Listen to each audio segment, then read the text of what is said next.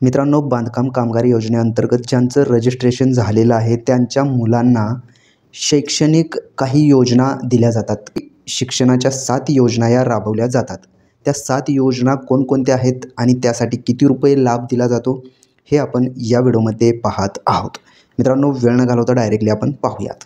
तर या योजनेअंतर्गत सर्व लाभ फक्त नोंदणीकृत बांधकाम कामगारांच्या पहिल्या 2 मुलांसाठी लागू आहेत, हे लक्षात घ्या. इथे तुम्ही पाहू शकता, इयत्ता 1ली ते 7वीच्या विद्यार्थ्यांसाठी प्रतिवर्ष रुपये 2,500, इयत्ता 8वी ते 10वीच्या विद्यार्थ्यांसाठी प्रतिवर्ष रुपये 5,000 रुपये दिले जातात. किमान 75% अथवा अधिक उपस्थिती असणे आवश्यक आहे.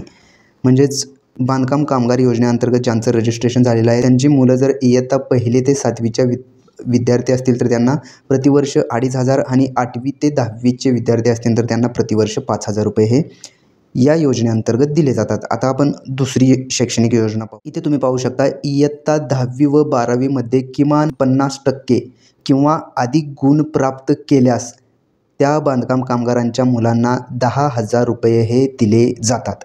आता याची प्रोसेस कशी आहे, 10,000 रुपये कसे दिले जाणार आहेत, त्यानंतर त्यासाठी डॉक्युमेंट काय द्यावं लागतं का, ते कसे मिळतात, हे येणाऱ्या व्हिडिओमध्ये डीपमध्ये आपण पाहणार आहोत. ह्या ज्या काही 7 योजना आपण पाहत आहोत त्यासाठी काय काय डॉक्युमेंट लागतात हे डीपमध्ये आपण येणाऱ्या व्हिडिओमध्ये पाहणार आहोत. त्यामुळे तुम्ही जर का आपल्या चॅनलवरती नवीन आला असाल तर सर्वात पहिला आपल्या चॅनलला सबस्क्राईब करून बेल आयकॉन दाबायला विसरू नका.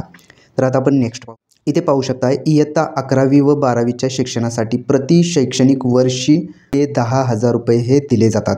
नेक्स्टला पाहूयात.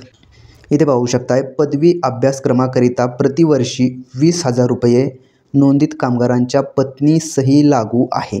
म्हणजेच बांधकाम कामगार योजनेअंतर्गत जर तुमचं रजिस्ट्रेशन झालं असेल, तुमची पत्नी जर पदवीकरिता जर अभ्यास घेत असेल तर त्यांनासुद्धा प्रतिवर्ष 20,000 रुपये हे दिले जाणार आहेत, हे लक्षात घ्यायचं आहे. आता आपण नेक्स्ट इथे पाहू शकताय, वैद्यकीय पदवीकरिता प्रतिवर्ष रुपये 1,00,000 एवढे दिले जातात. बांधकाम कामगारांचे मुलं जर वैद्यकीय पदवी घेत असतील तर त्यांना प्रतिवर्ष 1,00,000 रुपये हे दिले जातात. 2 नंबरला पाहू शकताय, अभियांत्रिकी पदवी जर घेत असेल तर त्यांना प्रतिवर्ष रुपये 60,000 हे दिले जातात.